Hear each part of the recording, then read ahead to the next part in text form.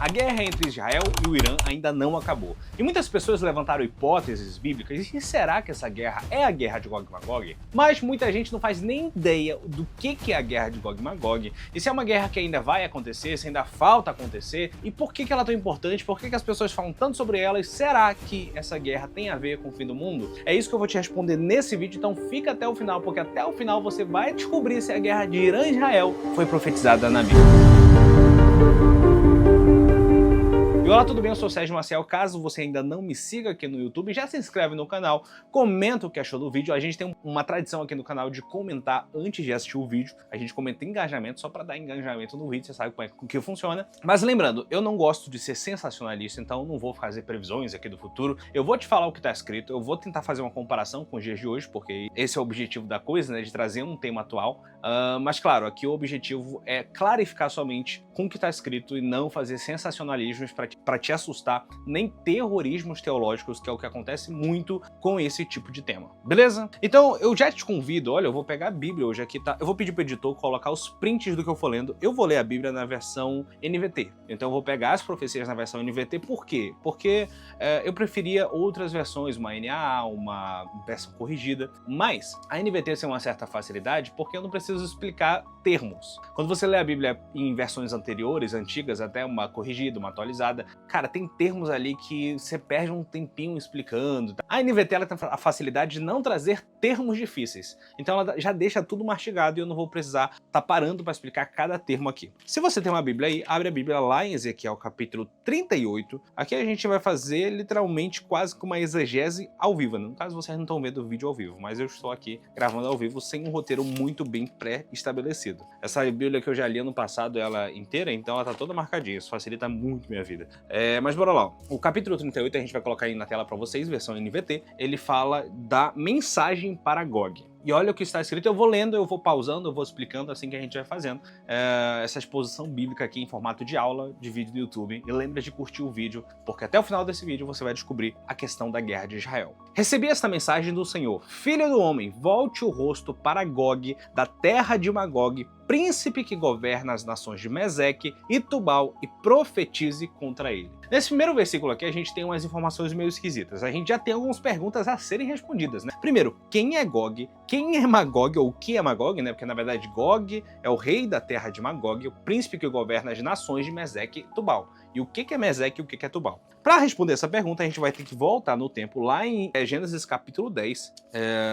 O editor vai colocar na tela certinho para vocês, eu tenho que procurar aqui. Gênesis capítulo 10. Já no verso 2, olha o que está escrito. Os descendentes de Jafé foram Gomer, Magog, Madai, Javã, Tubal e Meseque. E uma outra informação que eu tenho que ler para vocês está lá no verso 5. Seus descendentes se espalharam por vários territórios junto ao mar, formando nações de acordo com sua língua, seus clãs e seus povos. Então a primeira informação que a gente tem aqui, o que é Magog, Tubal, Meseque? São descendentes de Jafé. Os povos antigos tinham uma prática, né, de um fundador de uma cidade acabar tendo uma cidade com esse nome. Por exemplo, lembrei aqui de um exemplo que talvez você nem reconheça tanto, mas o filho de Caim. Caim teve um filho chamado Enoque. E aí Enoque funda uma cidade chamada Enoque. Ao mesmo tempo, o pai de Abraão, Terá, ele teve um filho chamado Arã, e aí ele funda uma cidade chamada Arã. Então, tinha esse costume antigamente. E aqui a gente tem os filhos de Jafé, né? A gente tem o Magog, a gente tem o Tubal, a gente tem o Meseque, que obviamente fundaram cidades com seus nomes. E é justamente contra essas cidades que a profecia se levanta. A profecia está contra essas cidades descendentes de Jafé. E eu não vou dar uma explicação muito profunda sobre isso, mas caso você conheça a história bíblica, o Noé teve 3 filhos. Desses 3 filhos, basicamente, descendeu toda a humanidade, né? Já que na época do dilúvio, todo mundo morreu. Só sobrou Sem, Cã e Jafé. Descendentes de Sem, povo de Israel. Abraão veio de Sem. Descendentes de Cã, basicamente todas as nações que foram inimigas de Israel no futuro. A gente tem o pessoal de Jericó, o pessoal de Ai, os Amonitas, etc. Na verdade eu devo ter falado Amonitas errado, porque tem um povo ali que é descendente de Ló, né, que é sobrinho de Abraão. Mas enfim, todas as nações que moravam na Terra Prometida eram descendentes de Cã. E aí a gente tem Jafé. Jafé, dele descendem as nações gentias. A gente tem todo o resto dos povos. É um estudo bem interessante falar sobre isso, mas eu não vou trazer hoje. Eu só trouxe aquele versículo lá em Gênesis 10, verso 5, que diz que os povos de Jafé, os descendentes de Jafé, eles se espalharam para o mar, para perto do mar. E aí, vários historiadores, né, isso aí você pode pesquisar e constatar na Bíblia, vão dizer que as nações, os descendentes de Jafé, eles foram morar no que é hoje o norte e o leste de Israel. Eles foram morar para essas bandas aí, eles cresceram para lá, basicamente o povo do Oriente. Eles se expandiram para o norte e para o leste. É por isso que muitos historiadores vão chegar à conclusão de quando Deus está profetizando aqui através de Ezequiel para Magog, para Meseque, para Tubal, ele está falando para as nações do norte de Israel ou do leste de Israel. Principalmente norte, tá? Inclusive, se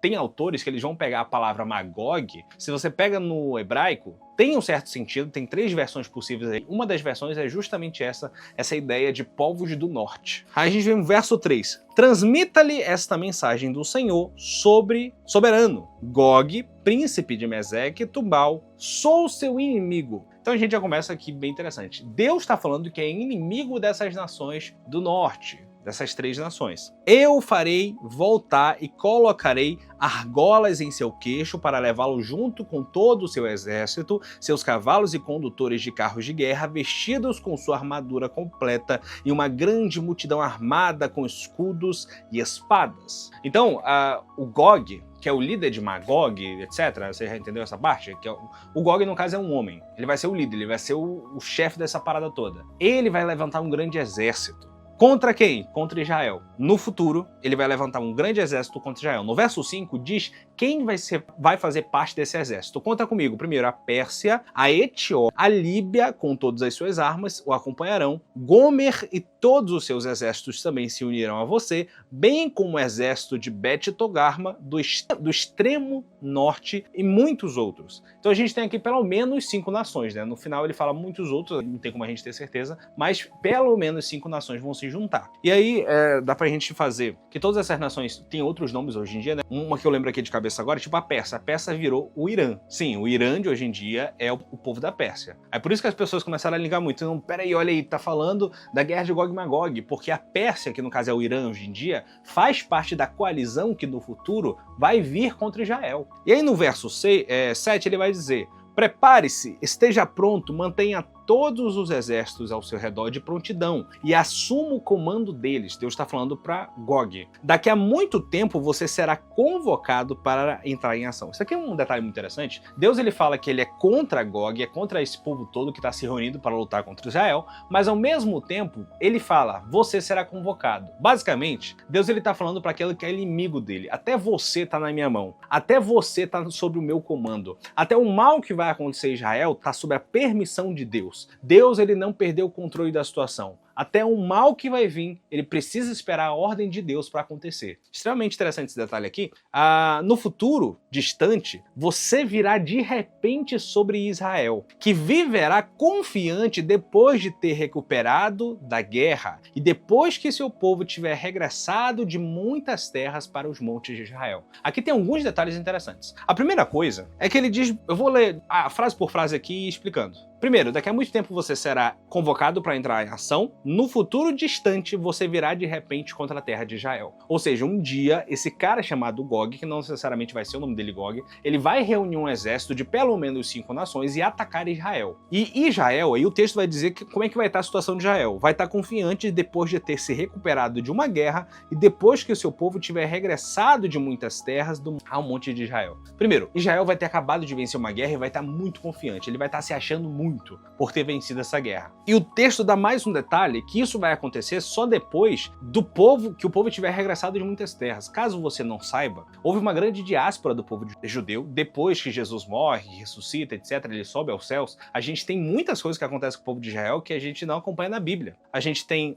no ano 70 a queda do Templo de Jerusalém. Jerusalém é colocado em chamas. A gente tem Nero, a gente tem a perseguição dos cristãos, muitas coisas acontecendo. A invasão muçulmana que acontece acontece com o negócio das cruzadas, a Jerusalém é tomada pelos muçulmanos, inclusive hoje, né, uma terra que tem lá a Mesquita de Omar, muçulmana. Então, basicamente, o povo de Israel sofreu uma diáspora, ele foi espalhado pelo mundo. E só começou a voltar para a terra de Israel em si, para a nação de Israel, quando em 1947 foi assinado um tratado de que Israel ia ser feito nação. Israel foi reconhecido como um Estado, como uma nação independente. E as pessoas começaram a regressar a Israel. Ou seja, essa profecia ela pode acontecer nesse tempo, já que as pessoas de Israel começaram a voltar a Israel desde 1947, quando Israel foi reconhecida como nação. Inclusive toda a treta do Oriente Médio é justamente por causa disso, porque muitos países do Oriente Médio não reconhecem Israel como nação. E aí tem essa treta aí, obviamente que eu tô falando de uma maneira bem mais simples, só para você entender, até hoje em dia. Então essa questão aqui do povo tiver regressado de muitas terras para os montes de Israel, já começou a acontecer faz tempo. Ou seja, essa profecia pode acontecer. É claro que eu tô falando de uma interpretação aqui mais pentecostal,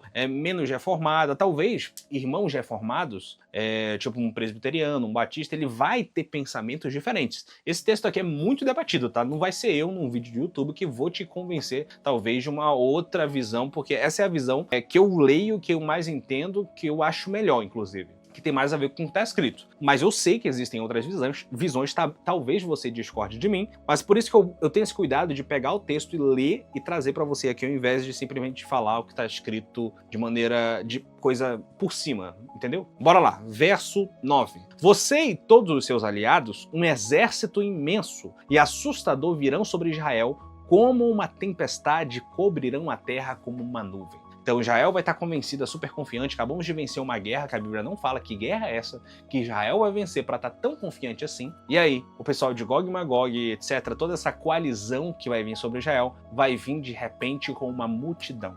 E a primeira coisa que eu posso te falar sobre isso aqui é que a gente já tem um fato interessante aqui. Na Bíblia, a Pérsia, no caso o Irã hoje em dia, ela vai ser parte dessa coalizão, não vai ser a cabeça dessa coalizão. Então essa guerra que hoje está acontecendo entre Israel e o Irã já não bate muito com a descrição. Porque hoje, teoricamente, quem está encabeçando essa guerra é o Irã. Na Bíblia, não é o Irã quem encabeça essa guerra. Ele vai ser parte da coalizão, mas ele não vai ser quem começa. Deu para entender? Ah, mas talvez essa guerra agora que está acontecendo seja um reflexo de uma coisa que ainda vai acontecer? Sim, pode ser. Pode ser que sim, eu falei sobre isso no meu vídeo anterior, sobre guerras e rumores de guerras, Mateus capítulo 24. Esse vídeo aqui não é sobre isso, eu estou falando da profecia de Gog e Magog. Mas o Irã ele vai fazer parte da coalizão, ele não vai ser a cabeça da coalizão. E esse grande exército vai se levantar e vir sobre Israel num tempo onde Israel vai acabar de vencer uma guerra. Então, a coisa que a gente tem certeza que vai acontecer, Israel vai vencer alguma guerra. Que guerra é essa? Pode ser essa guerra do Irã e Israel? Não sei. Pode ser uma outra guerra que pode acontecer no futuro? Também não sei. Pode ser uma guerra que já aconteceu no passado? Também não sei. A gente está falando de profecia aqui, então não tem como dar certeza sobre nada, até acontecer. Verso 10. Assim diz o Senhor soberano, naquele dia, maus pensamentos lhe virão à mente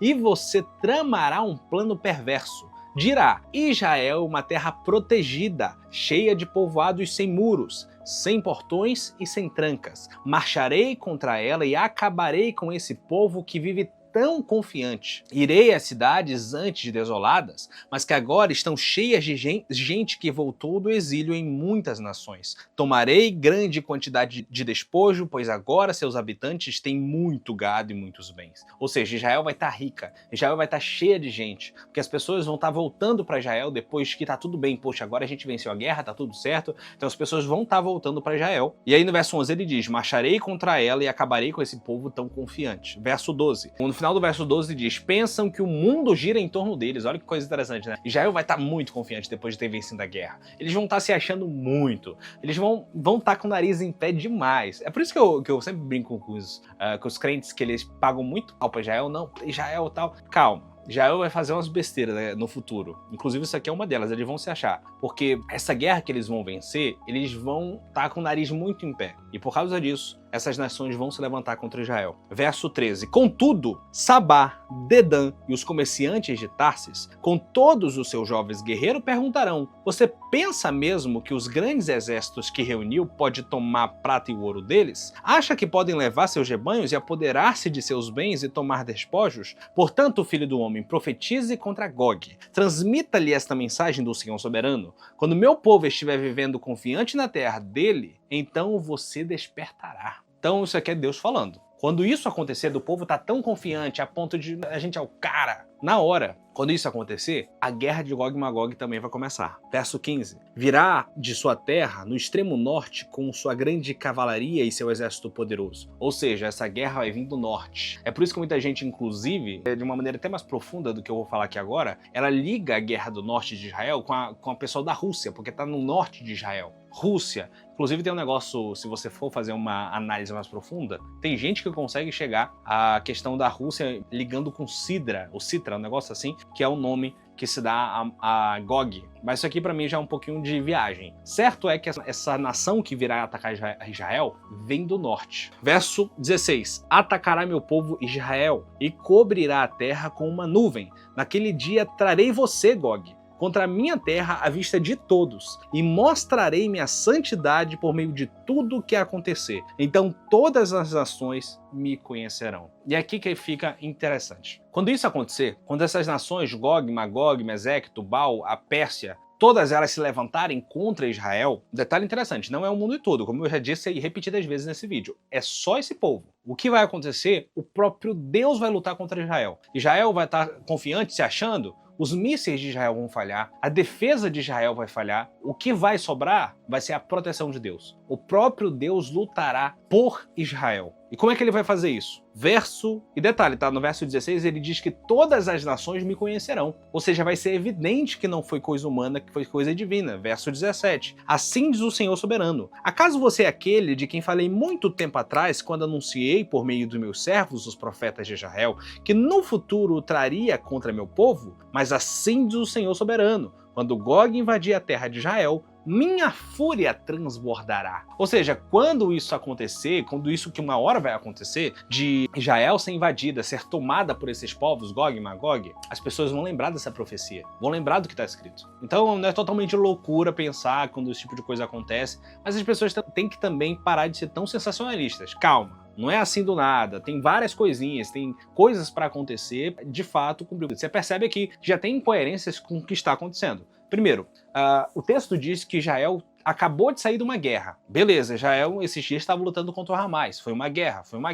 Mas Israel não saiu tão confiante e vitorioso dessa guerra. Israel não estava tão confiante assim. Então, não bate. Agora, por exemplo, inclusive o texto vai dizer, porque a gente leu aqui, que Israel vinha de um tempo de paz. Então essa guerra entre Israel e Irã não pode ser a guerra de Gog e Magog, justamente porque Israel não estava em paz, eles estavam acabando de sair de outra guerra. E mais o detalhe que eu disse aqui é que não é o Irã que começa essa guerra, é outro povo, é o Gog, na terra de Magog. O Irã vai fazer parte, mas não é ele que começa. Verso 18, mas assim diz o Senhor soberano, quando Gog invadir a terra de Israel, minha ira transbordará, pois em meu zelo e minha ira ardente sacudirei a terra de Israel violentamente naquele dia. Verso 20, todos os seres vivos, os peixes do mar, as aves dos céus, os animais do campo, os animais que rastejam pelo chão e todas as pessoas da terra tremerão em minha presença. Montes serão derrubados, despenhadeiros cairão e muros desabarão. Condei a espada contra você em todas as colinas de Israel, diz o Senhor soberano, e seus homens voltarão a espadas um contra os outros. Então a gente tem várias coisas acontecendo aqui. Quando essa guerra começar, é o próprio Deus que vai lutar. Ele vai mandar terremoto, bichos vão morrer, vai acontecer um caos. E mais um detalhe, esses povos que estão unidos contra Israel, eles vão lutar um contra o outro. O verso é bem claro em dizer que a espada de um voltará contra o outro. Verso 22. Castigarei você e seus exércitos com doença e derramamento de sangue. Enviarei chuvas torrenciais, granizo, fogo e enxofre. Ou seja, quando essa guerra acontecer, vai ser evidente a mão de Deus sobre essa guerra. Deus ele vai mandar terremoto, Deus ele vai mandar fogo do céu, Deus ele vai mandar doença, Deus ele vai mandar um monte de coisa, vai ser um caos. E esses exércitos vão começar a brigar entre si. Verso 23. Com isso, mostrarei minha grandeza e santidade e me farei conhecido às nações do mundo. Então saberão que eu sou o Senhor. Ou seja, as pessoas do mundo vão olhar para isso e falar, cara, foi Deus. Imagina os ateus nessa época, foi Deus que fez isso. Não é possível. Foi Deus. E vão lembrar do que estava escrito. E aí a profecia continua no verso 39. Filho do homem, profetize contra Gog. Transmita-lhe essa mensagem do Senhor soberano. Sou o seu inimigo, ó Gog. príncipe que governa as nações de Meseque e Tubal, eu farei dar a volta e o trarei do extremo norte e conduzirei em direção aos montes de Israel. Isso aqui eu tô lendo um pouco mais rápido porque você já entendeu, né? Verso 3. Derrubarei o arco de sua mão esquerda e as flechas da sua mão direita. Você, seu exército e seus aliados morrerão nos montes. Eu os darei como alimento nos abutres e aos animais selvagens. Você cairá em campos abertos, pois eu falei, diz o Senhor soberano. Enviarei fogo sobre Magog e sobre seus aliados, que vivem em segurança no litoral. Então eles saberão que eu sou o Senhor. Então, esse povo Magog é uma nação que vive no litoral, como a gente já tinha chegado a essa conclusão lá ao ler Gênesis capítulo 10, né, que fala verso 5, que fala dos povos descendentes de Jafé que foram morar no litoral. Ele vai vir do norte e Deus vai destruir essa nação. Sabe Deus qual é. Muita gente acha que é a Rússia. Mas eu não sou muito de bater o martelo, é isso. Não tem como saber. Eu prefiro não falar que é isso, já que eu não sei. Verso 7. Assim farei conhecido meu santo nome no meio do povo, Israel. Não deixarei que ninguém desonre meu nome. E as nações também saberão que eu sou o Senhor. Ou seja, não é só Israel que vai perceber, cara, foi Deus. É todos os povos da terra que vão reconhecer que foi Deus que fez. Verso 8. Esse dia de julgamento virá, diz o Senhor soberano. Tudo acontecerá como eu declarei. Então os habitantes das cidades de Israel sairão e recolherão os escudos pequenos e grandes, seus arcos e flechas, seus dardos e lanças e usarão como lenha. Haverá suficiente para 7 anos. Pega esse detalhe. 10. Não precisarão cortar lenha dos campos nem dos bosques, pois essas armas fornecerão todo o combustível necessário. Eles saquearão aqueles que os saquearam e despojarão aqueles que os despojaram, diz o Senhor soberano. Então uma coisa interessante que aconteceu aqui. Deus derrotou todos os exércitos de Gog e Magog que vieram contra Israel. Vai sobrar muitos despojos, muitos restos da guerra. Hoje em dia a gente pode dizer, sei lá, vai sobrar gasolina, vai sobrar um monte de coisa. E o povo de Israel vai pegar todos esses despojos para ele. Os despojos da guerra, tudo que vai sobrar ali, tudo que for sobrar ali vai ser de Israel. Verso 11. Nesse dia prepararei um enorme cemitério para Gog e as multidões nos vales dos viajantes, a leste do Mar Morto. Lembra que eu falei antes para você da questão dos 7 anos? Então tudo isso aqui acontece para que Israel tenha mantimento por 7 anos. Guarda essa informação, tá? Ele impedirá a passagem dos que viajam por ali, e eles mudarão o nome do lugar para Vale das Multidões de Gog. Então, só de corpos mortos ou de restos mortais dessa guerra, vai ter uma multidão, vai ter um monte, vai ter alguma coisa. Vai ser tanto corpo e tanto destroço de guerra que não vai dar para passar por ali. O verso 11, na verdade, diz: ele impedirá as passagens dos que viajam por ali. Verso 12. O povo de Israel levará 7 meses para sepultar os corpos e purificar a terra. Verso 13. Todos em Israel ajudarão a sepultar, pois esse dia em que eu mostrar minha glória será uma data memorável para Israel, diz o Senhor soberano. Verso 14. E depois de 7 meses, grupos de homens serão nomeados para percorrer a terra em busca de esqueletos para sepultar, a fim de que a terra seja purificada. 15. Onde forem encontrados os ossos, será colocado um sinal para que o coveiro os leve e enterre nos vales das multidões de Gog. Haverá uma cidade chamada Amoná, que significa multidão.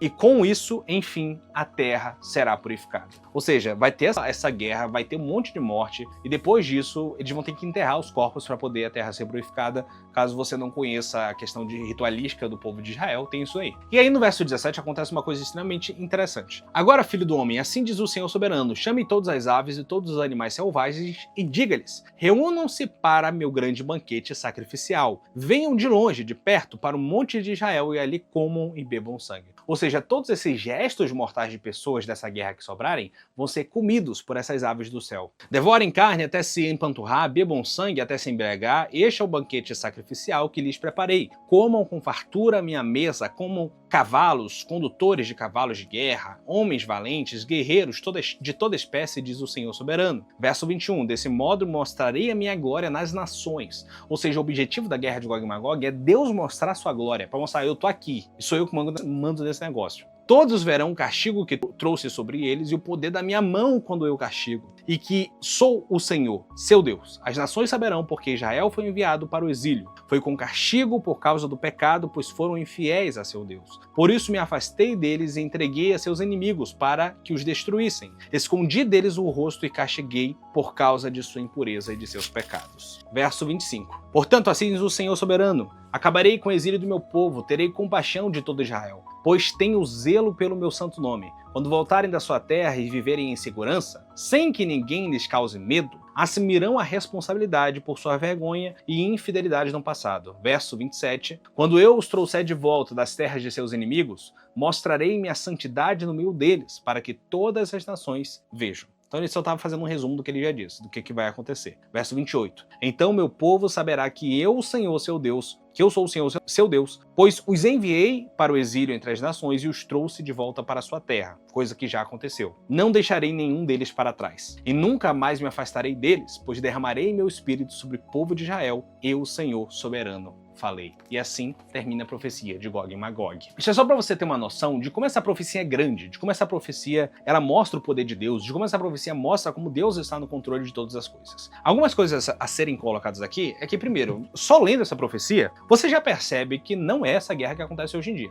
Por vários motivos, não é essa guerra. E isso porque eu nem falei da outra guerra de Gog e Magog, porque isso aqui é só uma delas que vai acontecer. O texto diz lá no início que essa guerra vai acontecer no final dos tempos. Não sei se vocês perceberam, porque a versão NVT ela não traz esse termo, ele traz outro termo lá na frente.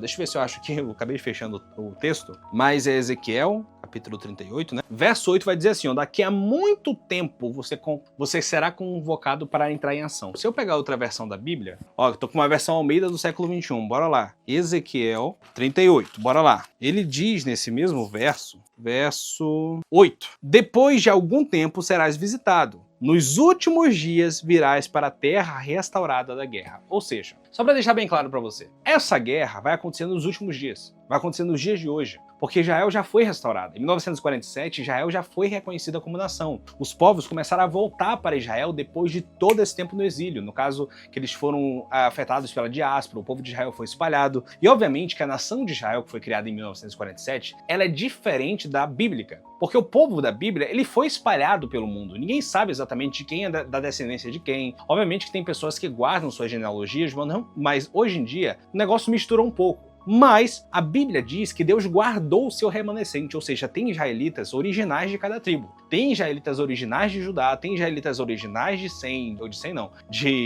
Benjamim, de etc. Inclusive, no futuro, eles farão parte dos 144 mil. Isso aqui é outros 500, que a gente pode falar em outro vídeo no futuro. Mas certo é que existem remanescentes de Israel hoje em dia. E ali no meio do povo de Israel de hoje, onde existe um monte de outras coisas, inclusive nem todos os territórios de Israel hoje, eles são necessariamente profecias da Bíblia. Por exemplo, hoje a capital de Israel é Tel Aviv. Você sabe que na Bíblia era Jerusalém. E as profecias, as pessoas confundem às vezes. Elas não são sobre Tel Aviv, elas são sobre Jerusalém. Jesus vai voltar sobre o Monte das Oliveiras, que fica de frente a Jerusalém. Então, tipo assim, o que vai acontecer com as outras nações é muito obscuro. Não sei, a Bíblia não fala sobre isso. A Bíblia necessariamente fala sobre Jerusalém e sobre o povo em si de Israel. Então é sobre isso que são as profecias, não necessariamente sobre todo o território de Israel de hoje em dia. Só para deixar bem claro na sua mente. Pode acontecer alguma coisa com essas outras nações, porque nada disso tem na profecia. Agora, o povo de Israel, esse sim será protegido e guardado, no caso, o seu remanescente das tribos. Agora, o que isso nos ensina? De que, primeiro, você não tem que ter medo do fim, porque todo o fim já está escrito. Para de ter medo do fim, de ficar desesperado com essas guerras e rumores de guerras que aparecem. Como eu já disse no vídeo anterior, Jesus mesmo disse,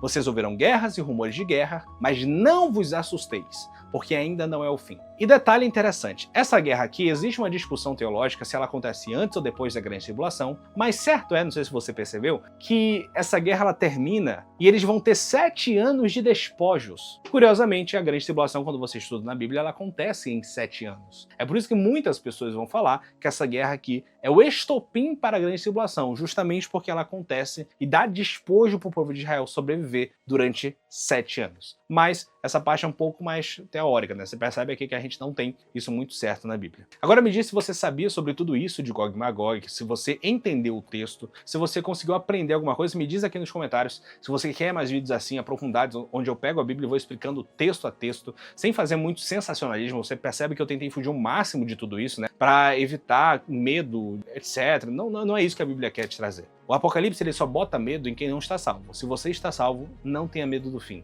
Ame o Apocalipse. É bem interessante, inclusive, dá pra gente fazer essa aplicação, de que quando João ele viu os selos fechados no céu e a revelação do Apocalipse fechada, ele chorou. Ele chorou porque não tinha ninguém para abrir aquele livro e revelar o que ia acontecer. Hoje a revelação está aberta. E assim como João, nós temos que chorar, mas chorar para que venha o fim. Doido pensar nisso, né? Às vezes as pessoas têm tanto medo do fim, mas as nossas orações têm que ser para que o fim venha logo, apesar de ser loucura de pensar. Dá um pouco de medo? Pode dar, mas tudo isso só vai revelar o Senhor. Você tem ideia como vai ser incrível quando as pessoas não puderem negar que é Deus que está no controle de tudo? Quando isso tudo acontecer, quando o céu se descortinar e Deus mostrar a sua glória para todos os povos, as pessoas não conseguirão duvidar que é Ele. As pessoas olharão para o que está escrito e falarão: nossa, estava escrito. O Apocalipse ele só bota medo em quem não entendeu que tudo está escrito e tudo está na mão de Deus. Agora curte esse vídeo, comenta aqui embaixo o que você achou, se inscreve no canal e me pede aí o que você quer que eu fale aqui nos próximos vídeos.